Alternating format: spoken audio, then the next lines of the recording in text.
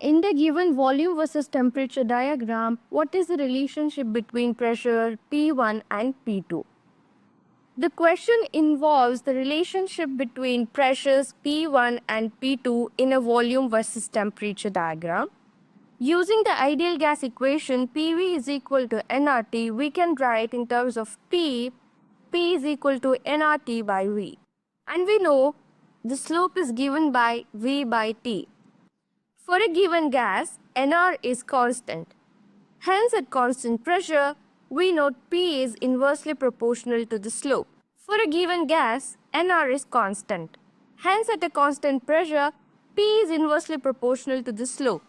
So, we can write P is proportional to 1 by tan theta, where theta is the angle the line makes with the temperature axis T.